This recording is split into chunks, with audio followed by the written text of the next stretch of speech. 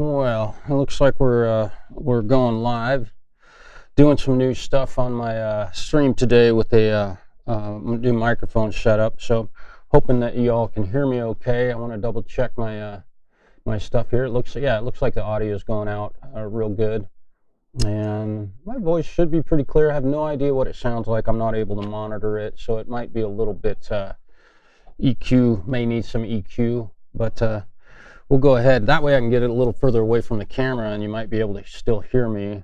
And then I've also running Reaper now at my shop so that when I plug guitars in, I'll get to play through a real amplifier and you get to hear that. Careful. Okay, so today we're going to be working on this beautiful Telecaster shaped object. I've done a bunch of work on this already. I've installed a neck shim to get the pins the height adjustment screws from poking in your hand. They were sticking way up out of here. I used a 25-degree angle on that, or 25 slant. They have a 25, a 0.5, and a 1 degree, or 0.25 and then 0.5 and a 1 degree. So I went ahead with the 0.25 and it was just enough to get that neck angle tilted properly to get this thing set up right. This is a custom built guitar made by a gentleman in the Willamette Valley. I do not have a name, but he did all of the finish work and everything on it. Really beautiful relic job. Guitar feels great. It's real heavy. You know, it's a pretty sturdy telly, and it's got some you know, fake wear on the neck and such, and a classic Bigsby, which we all know. We love putting strings on a Bigsby. This is one of my most favorite things to do, right next to changing strings on a 12-string guitar. Speaking of which, I need to call Kevin and let him know that his Fender is ready. Where is that? Yeah, I gotta call him real quick. So before I get started on this, I'm going to take care of some biz. Let me see if I can find his phone number. We'll call Kev. There he is. I'll put him on speakerphone so you can all hear his lovely southern drawl. Such an awesome dude. He might be working today, so he may not answer his phone. I don't know. We shall see. Yeah, he's probably working.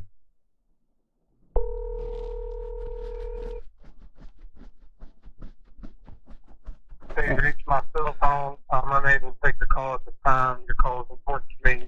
If you leave me a detailed message and call number, I will get back to you as soon as I can. Thanks. The mailbox is full and cannot accept any messages at this time. Goodbye. Goodbye. Good job, Kev. I'll text him. Let's see. Your 12-string is done. Come get her. I better put a bless you on that. Bless you, brother. There we go. All right, we got a 12-string. So hello, Rody. Hello, Mike. Sure, awesome to see your live stream the other night. That was really cool. Great job on that. You guys' sound has really come a long ways, and band's sounding really good. So we're gonna get started on this thing. Hopefully my my audio is okay. You can hear my voice all right. I'm using a wireless mic today. I'm going to try and do this from now on. It just makes it a little bit easier for me, and I think the audio from the camera mic was not so awesome, I guess. So I'm going to just start removing strings on this thing, and we're going to get started. I have not set the truss rod yet. I haven't done any of that, but again, I put a shim in this, and we're going to do a little bit more work on the bridge here. Once I get a new set of strings on here and have a good level playing field to work off of. I've done a lot on this guitar already yesterday, but I thought I'd go live today for about an hour and just do a little bit more work on this. Maybe visit with some folks. So we're going to get these strings off into here and get this thing working. Hughes and Kettner, loud and proud, baby. Yes, indeed. I love those things. I love mine, and yours always sounds fantastic. This has the old classic old split shaft machine heads, which I love. They're real easy to put strings on, and they're done wrong a lot, but most guys have gotten the clue how to put strings on a split shaft, like old Fender style or Clusen style, whatever. Let's see. Let's get these things out of here. I want to be real careful on this finish. Oh boy. Okay, so I didn't realize that this thing's not very stable there.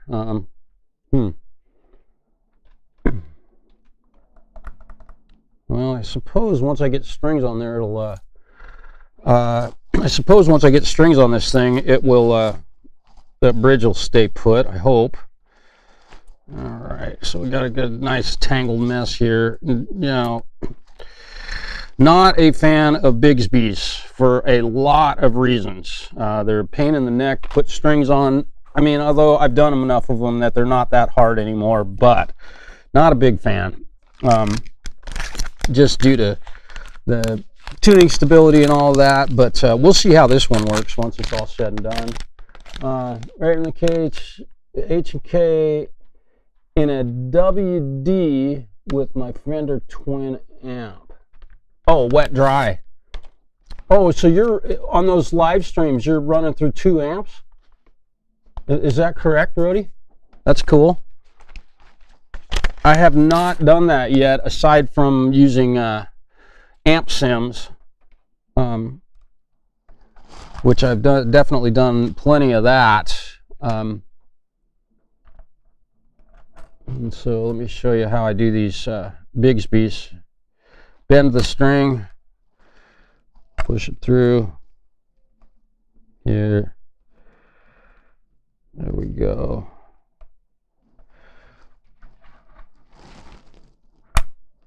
Yeah, cut them off, of course. I cannot stand these things. Bigsby's really actually do. I'll say it straight up, they suck. These things are awful, but some people love them, I know. I just think they're terrible. But who cares? It's just my opinion, right?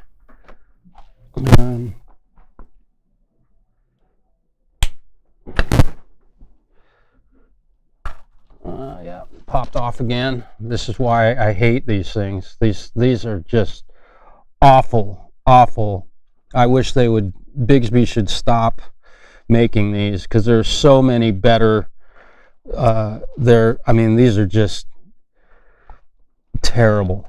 And I know there's tools, but to buy a specialized tool to put strings on a guitar, that's ridiculous. I cannot stand these things, obviously.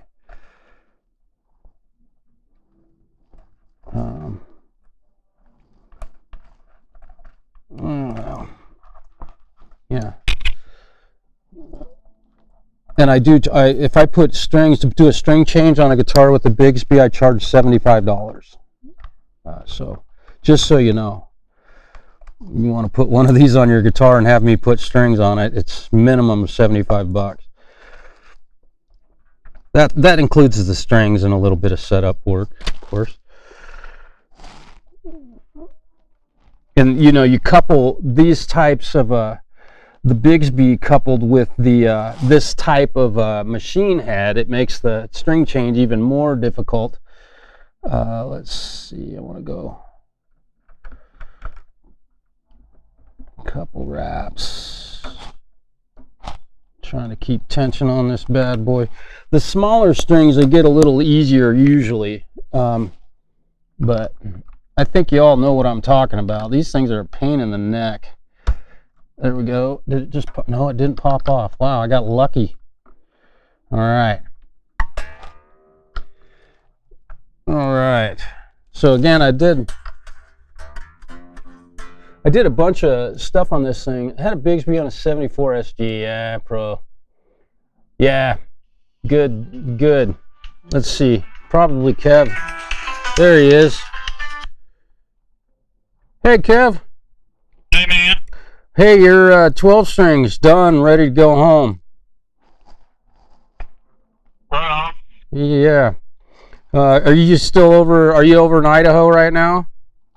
No, I just got home Oh, for the weekend here a couple hours ago. okay. Well, your fender's all ready to go. How'd she come out? Did you have to lower that bridge? Yeah, I took some material off of the bridge, the top of the bridge, and I put the bridge doctor in it both. And both of those steps. I watched the video about the bridge doctor. That's some cool shit. Isn't that cool? Yeah. Yeah, and I think the guitar sounds fantastic. I always think that putting a bridge doctor in an acoustic guitar almost always improves them. You know, and you know, it's hard because I can't just snap my fingers and hear the difference, but it seems like it really makes a guitar resonate nicely. And Breedlove is notoriously puts those in guitars when they build them in some of their models when it's built. So anyhow, that got the belly bulge out of it, but I still took some off of the top of that bridge just so I had enough of the saddle sticking up above that wood. And the thing was 3/8 of an inch thick. It was way thicker than, yeah.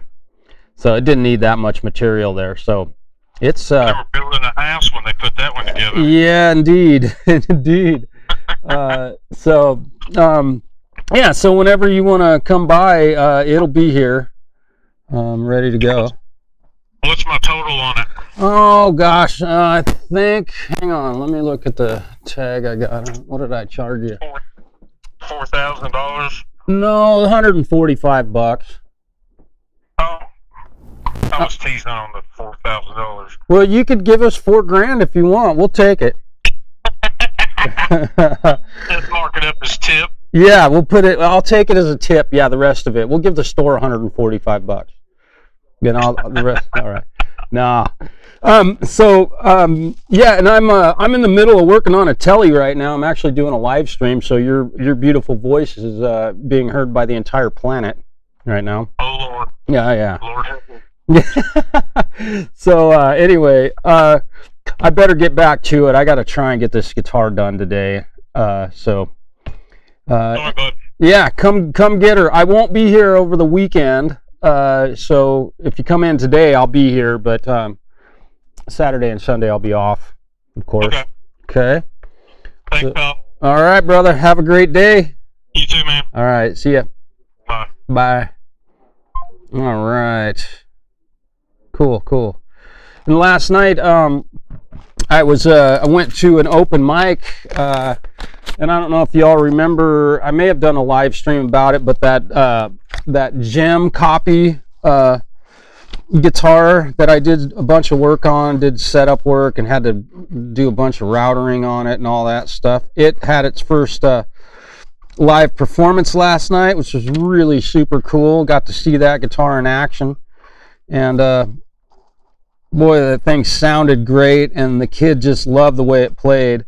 His name is Devon, and he's just a fantastic guitar player, and obviously a very big fan of the one of the greatest, Steve Vai. And he actually played a Steve Vai tune last night at the jam session, so that was really fun. Got to hear that and see that guitar all lit up, which was really cool. Trying to keep some pressure on this and we'll get these. Is that gonna stay? It did. It stayed. Didn't pop out.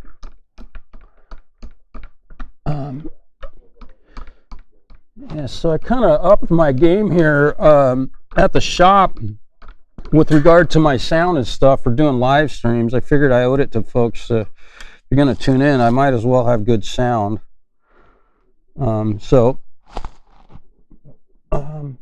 Had a big, yeah, but it was really fun to get to see that guitar in action.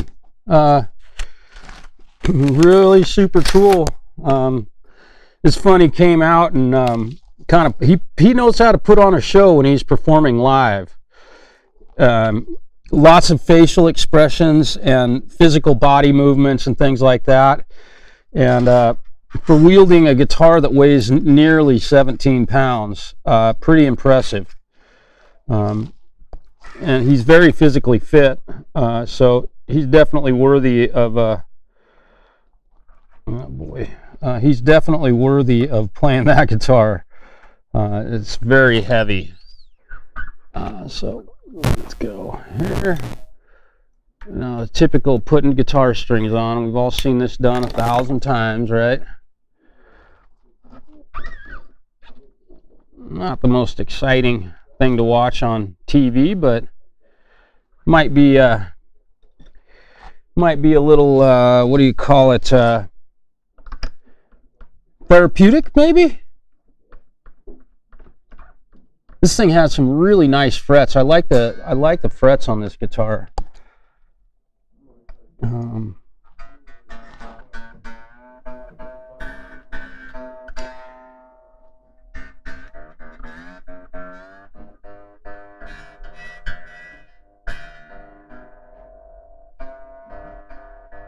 Pretty close, I think. Pretty close to pitch. Got to see a lot of people play music last night. We have a really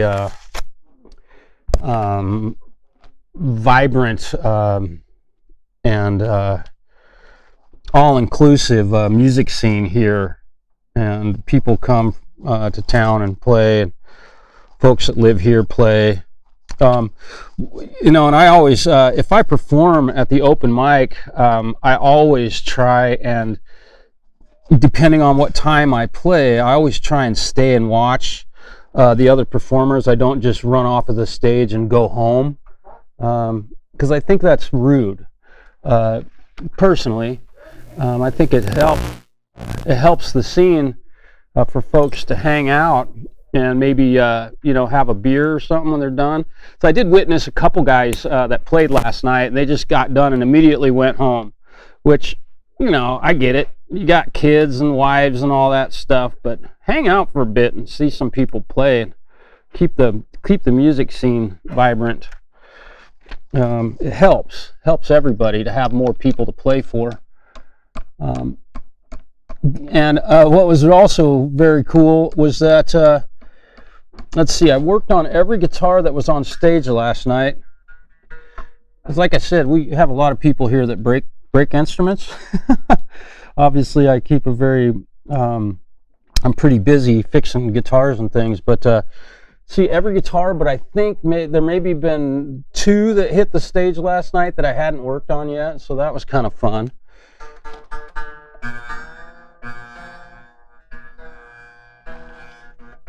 You'll notice that the D string has got a little dead spot, and there's a reason for that. It's hitting that screw right there. So we're gonna take care of that here in a moment. I already knew that was gonna happen because I had yesterday I had seen that problem with this guitar.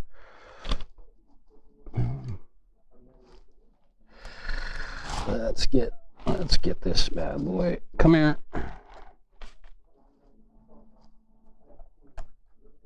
Stringing up these things is just so much fun. It's almost as fun as putting strings on a 12 string. I mean, almost. You remember putting strings on that Bigsby there, Mike?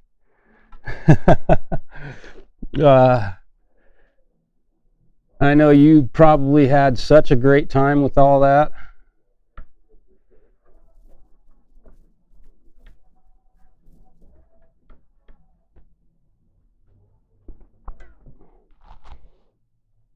Okay.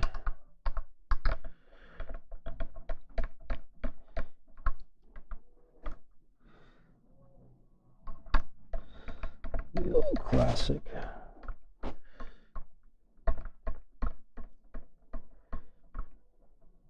And I'm proud of you for selling that thing. I do own a guitar with the Bigsby on it, and I actually have it here at the shop that I do guitar lessons with. And that's about all it gets used for. Mine's an old Harmony. Hey, Kev. Oh, yeah. Hey, it's good to see you. I haven't really gotten any new software or anything recently in my studio. Well, I take that back. I did buy a new plug-in. It's a vocal doubling effect that my buddy Justin turned me on to. He may be here in the live stream, but for some reason YouTube doesn't let me see his comments. That really sucks, and to me it's very dangerous because somebody could put stuff in there that is inappropriate and I can't see it, and I don't have moderators. So YouTube needs to address that quickly, and I've sent them a letter and hoping that they will resolve that problem that I'm having. Not cool at all. Okay. Now, with this one, interesting because this string is barely long enough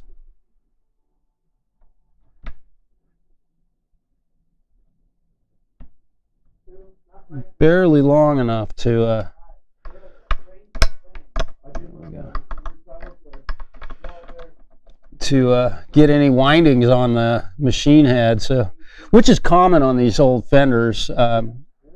But this is not an old one. This is a relatively new guitar.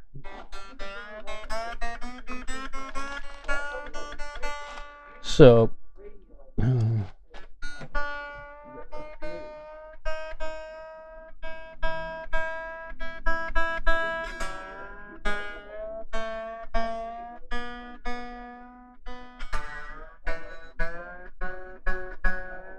hear how that one's hitting.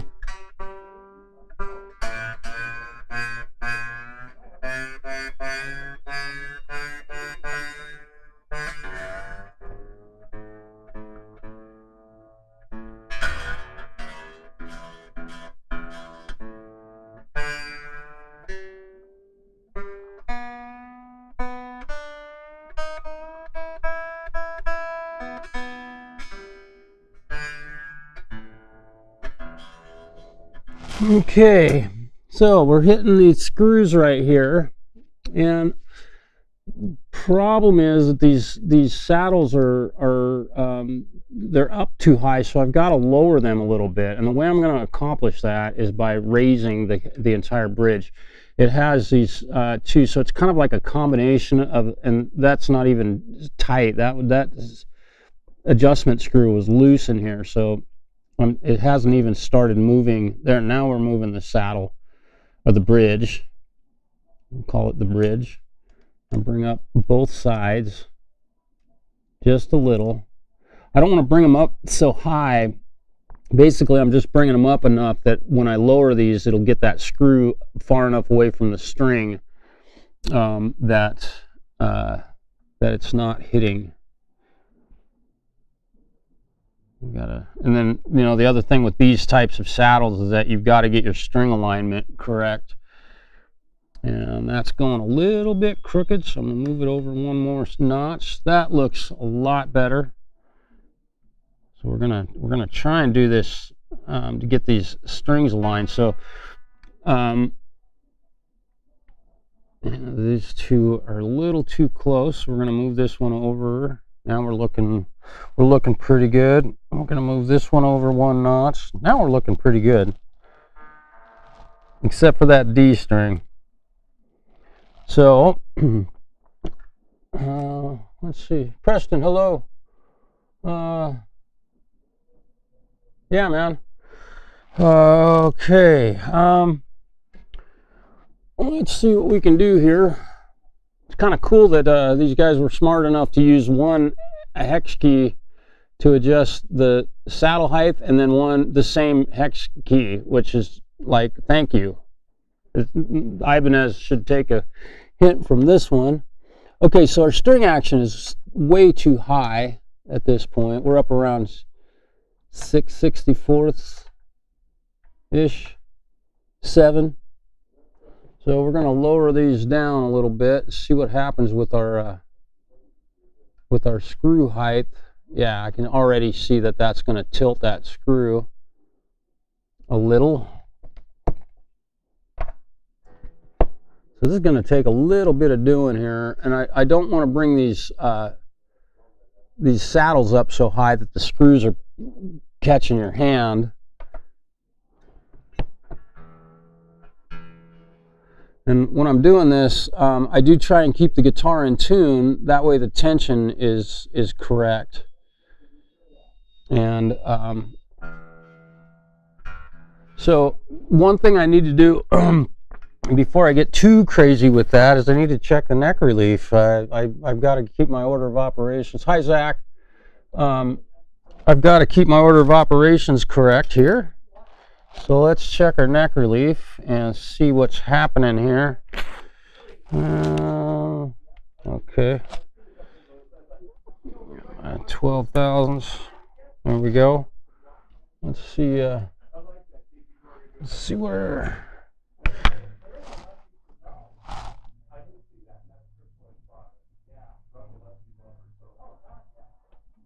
It's a little shallow, but I'm going to call that okay. I played the guitar a little bit, and there was no neck fret buzz or anything like that. So the neck relief is probably sitting somewhere around 9 thousandths of an inch.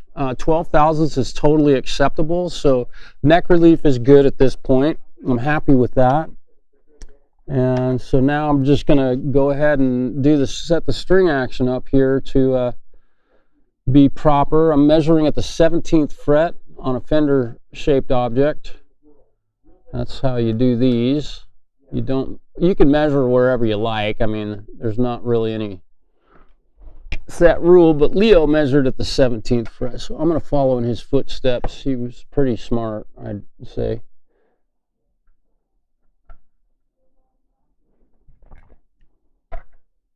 There we go.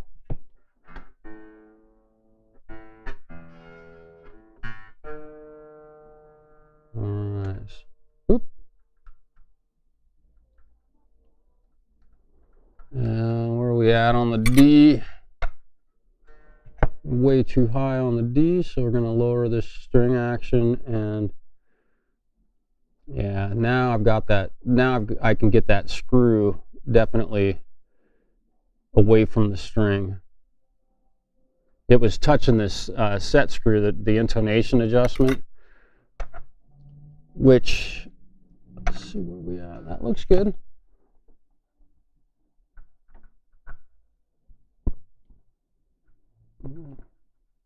Boy, these things are not very tight when they get where they got to be. It's kind of an interesting bridge for sure.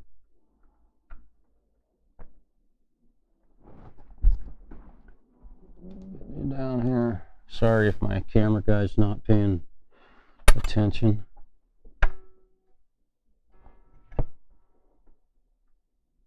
Now when I'm doing these saddles on a Fender style guitar like this, I don't mind so much if these screws are up above a little bit, because your hand rarely goes down. You're not muting down here if you're doing some palm muting or whatever. So I'm really more concerned about these up here, and that they're low enough that your fingers aren't getting cut when you palm mute. So let's see. The gentleman who owns this guitar is, I believe, a pastor of a church here in our community. I don't know if he's still a pastor of a church. He's just a sweetheart of a guy.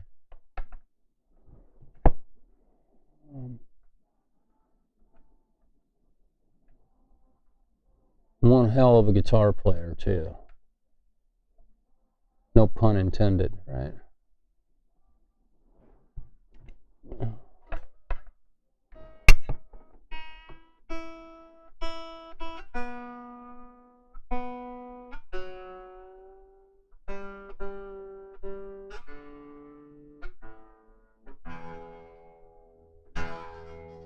Okay, let's check our string action here. 4. I'm going to take it down just a bit more. Just a little bit. Alright, so now we've got plenty of clearance on that. Alright, now we're looking good. This is pretty low string action. And again, I did a bunch of work yesterday on this instrument, so you know, a lot of this is follow-up from yesterday's head start. I'm just curious. Hey, Bill, Smiling Bill's here. I gotta say a huge thank you. The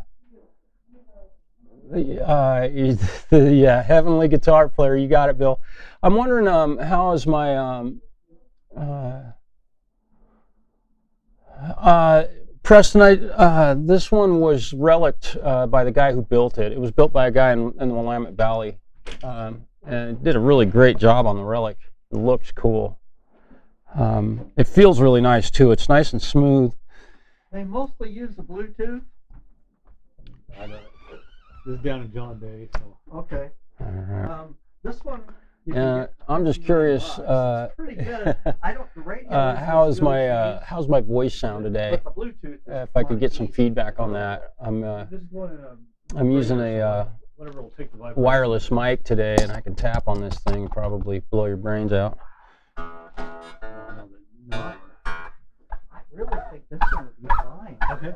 I mean, I buy them whenever I can. Yeah. Stu loves them. He says the radio is so-so, but if they're out.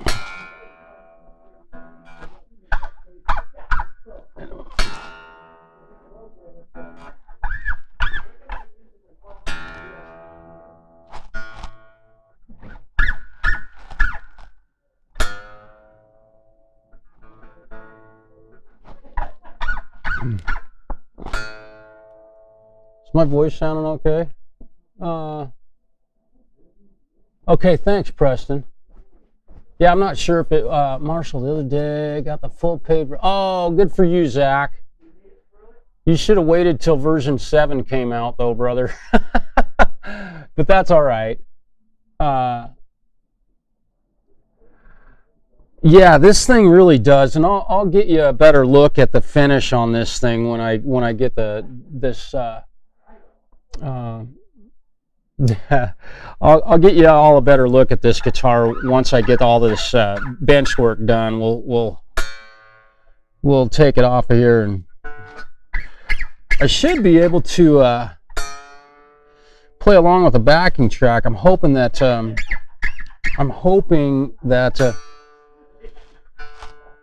my audio interface will allow me to do that. I don't know. I'm using a really cheap Behringer audio interface, the $50 Amazon ones, and I'm really demoing it more just to see what its weaknesses are. I've definitely found a couple of them. One of the things I really don't like about it is that from Behringer's own website, when you go to download the driver for the Behringer, it's a UM22 or whatever, they direct you to ASIO for all, and that is I don't know. I mean, I know it works for some people, but I have not had good luck with it, and it's kind of intrusive. It seems like it just doesn't track real well. But this thing definitely doesn't have all of the ability to adjust your buffer like a Scarlett 2i2 would do, and it costs about 1/3 of what a Scarlett 2i2 does. So I'm gonna get some receipts. I'll be right back. Okay. Down to one receipt. Oh, good grief. Okay. We've been selling too much stuff. We're out of receipts. Not a problem. Yeah. So we've got this thing all tuned up. Let's see. What did you say, Paul? Oh yeah, Paul. Oh man. Okay, so I'm gonna play this thing a little bit. I've got it tuned up, and I got a lot of the. Oh, let me before I play it, let me adjust the pickup height, and there we go. And Smiling Bill Keenum gave me another measuring device very similar to this one, which this is one of the best tools I have for setting pickup height. And I now have one at my home, which I don't have to take this tool home with me and then remember to bring it back to work when I use it. So I'm really grateful, and Bill sent me such a cool little gift packet. By the way, I don't have a dog, Bill. So those will probably be re-gifted to the owner of my shop. That's good. All right, and I'm way too far away, so I'm gonna have to raise this pickup a lot. Let's see what we can do here. Woo! Well, that's interesting.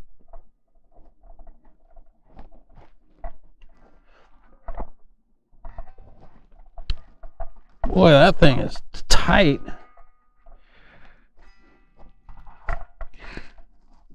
All right. Whoop.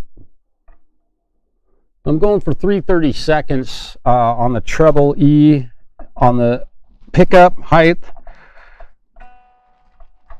and 4 on the bass E. Hello.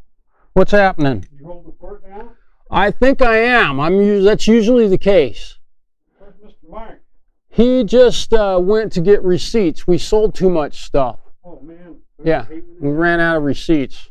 Yeah, Marshall, I just don't know what to do about it. He gives me a hard time, but until we run out of receipts, and then he mellows out. I just stopped in and say, hey, I hadn't seen him. He'll be back within 5 minutes, man. Yeah, he's just okay. Okay. Yeah, just make yourself at home. He'll be back soon. Okay. I'm just kind of curious. I got a cassette player on the trailer, and I'm thinking, since it don't work, I might upgrade to a CD player. Well, But I don't know yet. yeah, and a lot of folks are obviously doing music off of their phones via Bluetooth and such. So that's really the more common. Isn't this cool? Beautiful guitar. What vintage is that? What's that? What vintage is that? It's brand new. Oh, is it? Yeah, within a couple of years. Yeah. So it was relic before you bought it? Yeah, the gentleman who built this lives over in the Willamette Valley someplace, and he did all this paint and did all the relicing, and I mean, did a really amazing job on this one. I mean, if you can tell it's relic, but and it wasn't like really actually worn, but boy, he did a great job. It looks real. One of the best jobs I've ever seen, and I've seen a lot of these that come in relic. Yeah, it's interesting how he got this texture here. Yeah. Just using different lacquers against each other to create that, maybe? Yeah, I'm guessing. Urethane over lacquer or something? Yeah, and the cracks in it are what, like the way it looks all chipped like this. I mean, your guess is, I'm not much of an artist. I've done finish on a lot of guitars, but nothing this artistic. Yeah.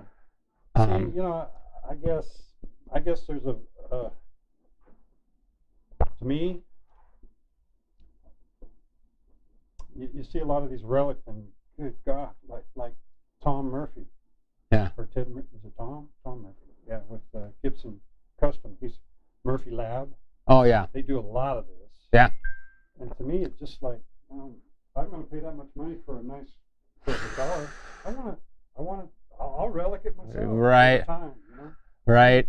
I've never done anything like this to any of my own guitars, and I own one of the ugliest Stratocasters ever, but that was done by a guy who gave me the guitar. And I mean, it's a subject of conversation anytime I play that thing out in front of people. Like, what the hell happened to that guitar? I got a 73 Strat that I bought brand new, and Yeah. it's relic, it's checked, it's got, you know, heel wear on it, Yeah. it's got belt wear on the back. I mean, Oh yeah.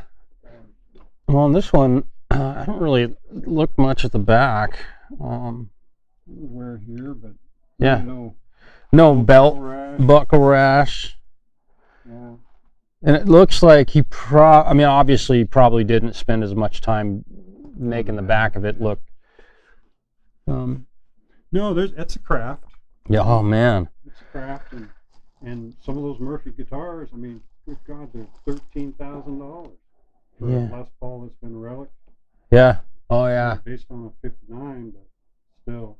Yeah. I'd Well, rather buy for $8.50. You could buy a brand new 59 reissue that's gloss. It's pretty. It's yeah. custom shop. You know, it's like, Yeah. I'm in the process of weighing whether I should sell mine or not. I've got a Les Paul. I've got one that I bought. Well, how long ago was it? 14 years ago now. 13 years ago. you're just And a young pup. what's that? You're just a young pup. Well, I'm getting older every day. Yeah. But I just don't ever play it. It hangs on my. It's beautiful, man. It's a burst. What year is it? 2010. So, and I bought it. I mean, Apple Music in Portland. It's very sentimental to me. That store isn't around anymore. And Kelly, you know. I bought 2000 from Wildwood. Yeah. A quilt top. Cherry sunburst. It's a beautiful guitar, but Yeah. I don't know. And there was a lot of money back then, but they're 2.5 times what I paid for it now. For the same custom shop.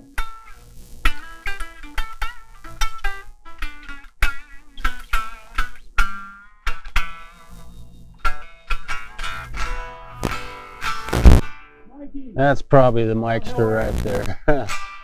Hey, man. Good visiting with you.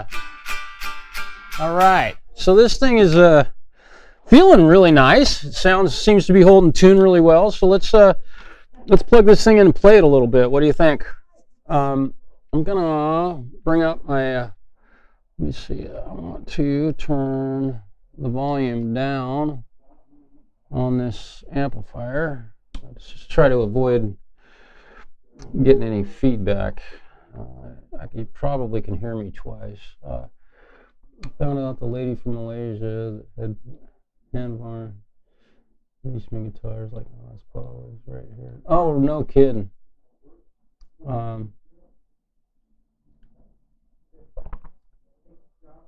Yeah. Yeah, the checking in this is really really super cool. I don't know how I'm sounding, if there's any feedback going on. I'm coming through an amp over here just to try and keep my voice in the mix. And we're gonna, I'm gonna use the Archetype Petrucci today. I'm gonna plug this thing in. And I don't know how my audio is working. Hopefully it sounds okay on in YouTube land. Well, let's see what this amp sim does for us. Get back here.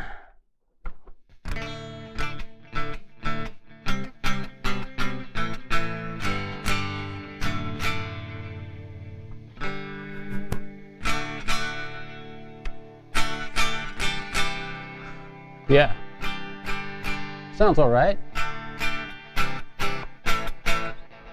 Let's I can't hear it really well. The output from the amplifier is not real hot. My voice is a whole lot louder. So we're on a fairly clean amplifier. I think, how could I make that? I can't change my audio settings on that. So I'm experimenting a little bit with this.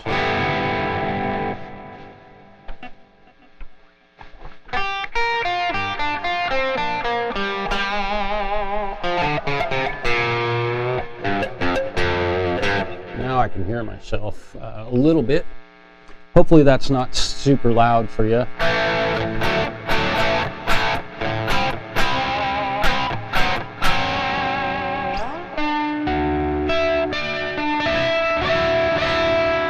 And it just refreshed my memory when I played that little piece of music.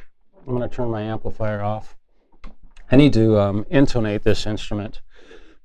So what I'm going to do is get out the old time test greatest tuner on earth, and we'll intonate this guitar. Let me close that. We'll shut that off. And yeah, come on. There we go. All right. Right on. Sounds okay. All right, cool. I can't get a lot of volume here. I have to. I can, but I'd have to. Actually, I can. I can just turn off my my pack.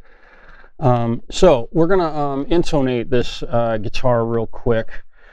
One thing I was noticing was that with before I had raised this whole bridge up, the screws were tilted up very steeply, and I could imagine it would have been difficult to get a screwdriver on the screws to adjust the intonation on this guitar.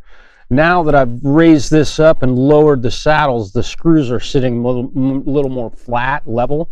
So I should be able to get a screwdriver on these intonation screws and be able to intonate it properly. And let's see. I think I got this pick. No, this isn't it. This wasn't one that I got from Bill. Okay, we'll get this thing making some noise here soon enough, but I got to get the intonation right. So let's do this real quick. I'm gonna let me raise this up real high. There we go. See if my camera's still working. Hello. All right, let's check our intonation. See what is happening here. I did not do any adjustments on the intonation at all. And when I'm doing this, I typically like to use the neck pickup. It seems like the tuners react a little better to that warmer tone.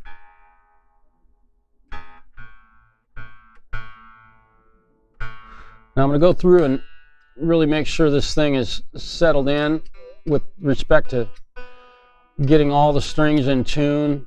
We've got some movement happening here when we tighten or loosen the strings. Obviously with the Bigsby there's a little bit of we got to make sure we're just hitting everything dead center. And I know you can't see my tuner. I don't know if I put it, maybe if I put it here. We'll see if you can see that. I'll put it over here.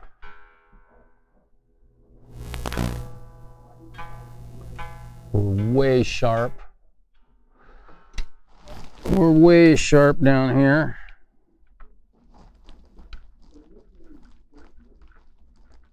Yep, well, moving it a long way because we were way sharp.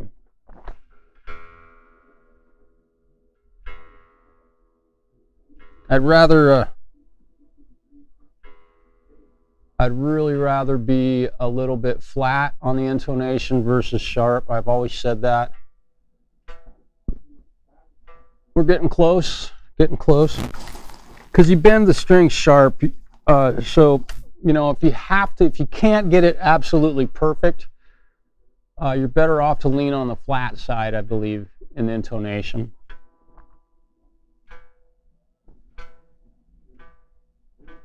Still leaning a little bit sharp. Not a big fan of this bridge at all. As you can see, if you're to intonate this, getting a tool on it is not necessarily the most comfortable thing.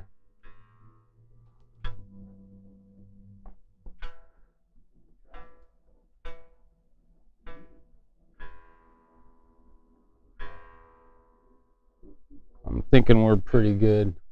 Yeah, that's looking great.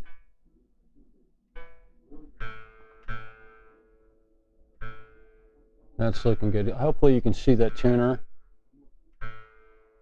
And those of you, and Hugh in particular, when you're doing intonations, I don't know if you're using the same type of tuner that I use, but I'm just curious how picky you are about movements on the strobe. Like that's obviously way too sharp. Hopefully you can see that movement. So we're way too sharp.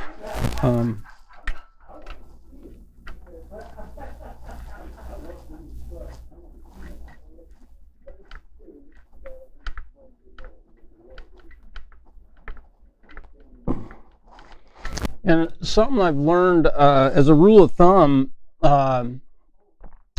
when you're setting your saddles, oftentimes you've got your spacing where your low E is back, your A is a little bit closer to the nut, and then your D is a little bit closer to the nut. And usually it works out that the thickness of the string of the guitar, of the string that you're intonating, is spaced each one. So the distance from the front of this saddle, the low E, to the A saddle, the distance here is about the thickness of the A string.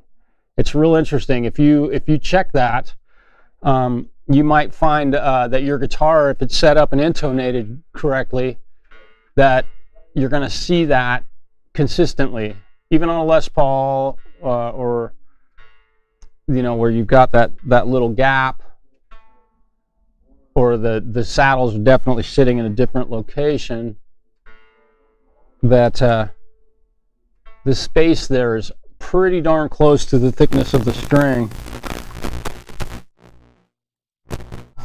All right.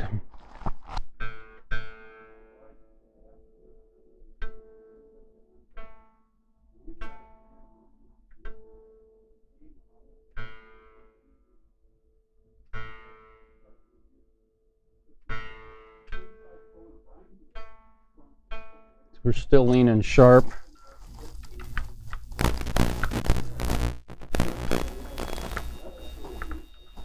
I'm almost running out of distance here. I might have to cut one of these springs. I do not want to take these saddles. There we go. There we go.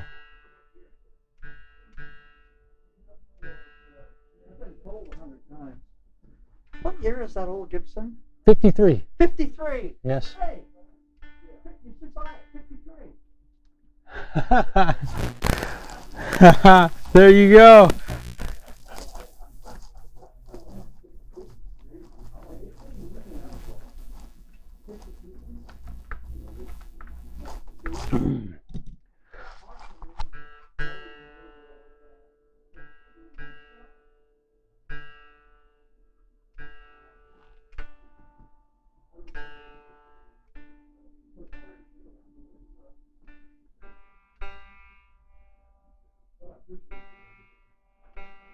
When you're doing this, you got to be really careful about resting your hand on the strings on these things. You'll pull them out of pitch.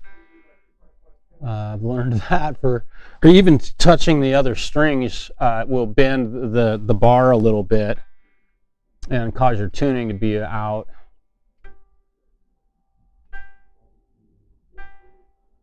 Still just a little bit sharp on that G, so I think I've got.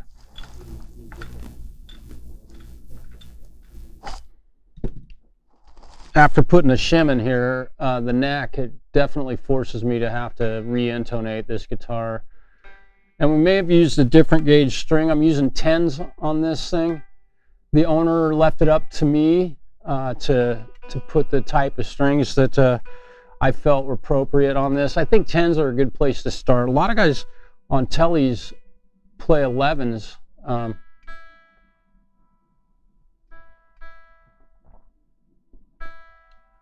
Which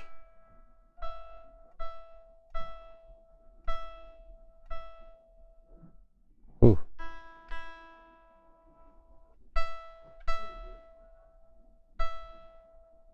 Boy, that's bouncing all over the place. I don't know why that's doing that.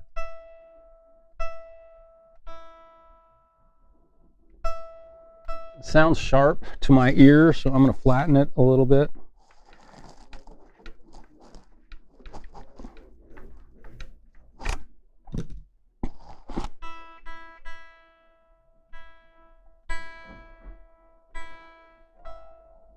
There we go.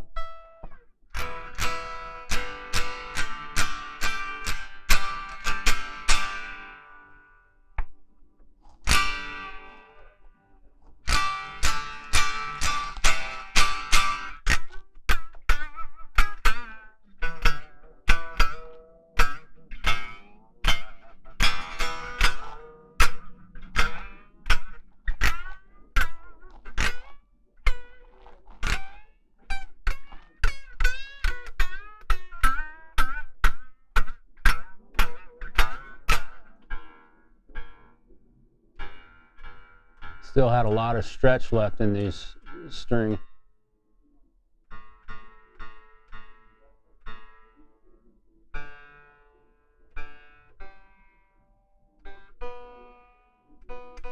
Isn't this exciting? Pretty cool. I got some work to do this weekend on my days off. I will be gluing, repairing a Gibson SG that has a busted headstock on it. Yep.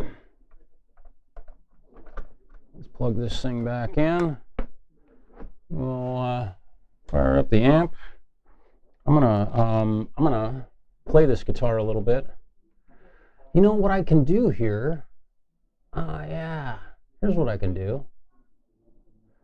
So what I am going to do is mute this mic. I'm going to unmute that one. So now I can talk to you. And oh, that's audio is still going to the, so I don't necessarily have to do that. I am going to Reaper and turn that off. And so now I'm talking to you through my camera microphone, which should be coming over the airwaves pretty solid.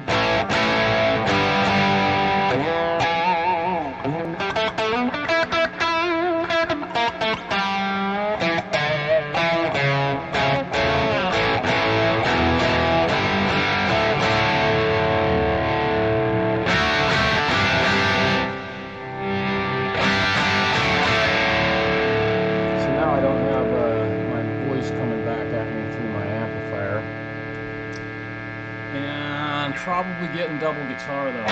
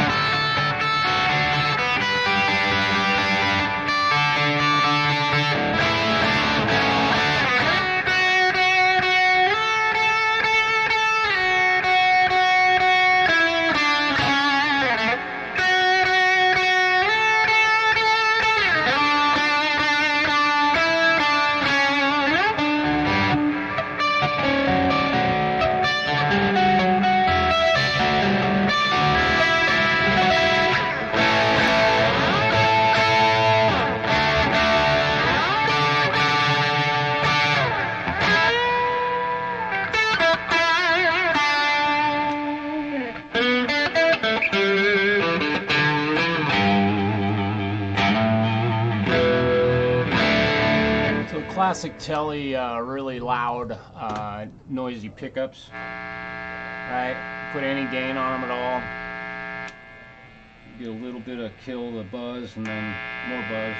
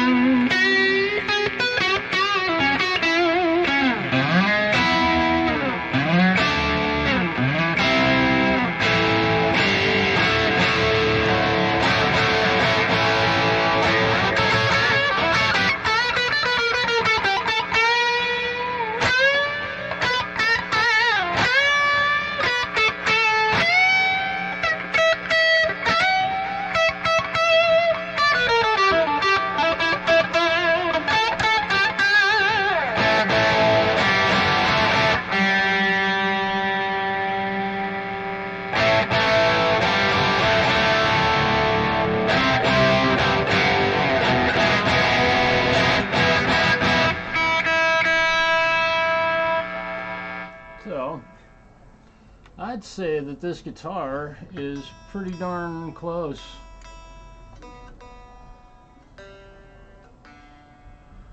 What do you think? How's it sound?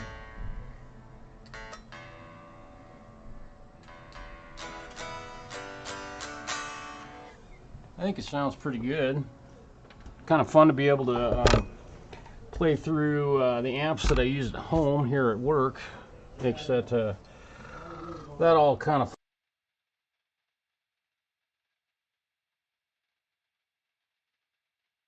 back here. Let me turn off my amplifier. Yeah, the thing is kicking some butt, man. I'm really happy with how it sounds. Now let's go back to Reaper and we'll turn my voice back on and we'll go into OBS, and there's got to be an easier way, but all right. Yeah, so I think I've done all the good I can do for that guitar.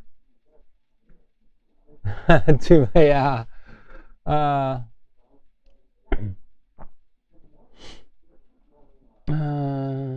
Oh, you got your gift, Preston. Cool. The mailman showed up today. Truth be known, I gave him your address, by the way. So I hope you don't mind, Mr. Smith. Cool, good for you. The part glass guy. Let's see.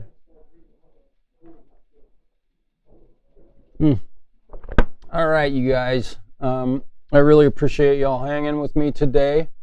I need to go eat. I can feel my blood glucose waning, dropping a little bit. Let's see what it's telling me. I feel like my blood glucose is low, but never go by how you feel. That was a rule that I've made for myself many years ago. Thank you, Dr. Hurst.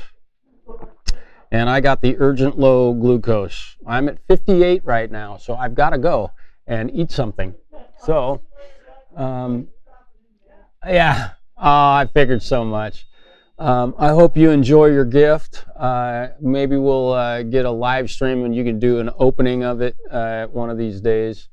And thank you, Preston, for doing your live streams on Wednesdays. I sometimes go in and hang out. I can't always do that, but it's always a joy to get to hear you play a little bit. I appreciate it. Okay, yeah, and the buzz in the audio is from the pickups in a Telecaster. They suck for that. And one thing I hate about single coil pickups, the noise. So, peace, y'all. Have a really wonderful Friday and a great weekend. All right. Oh, and somebody send Mark Tanner a note and have him send me some drum stems. He'll know what you're talking about. Please bug him.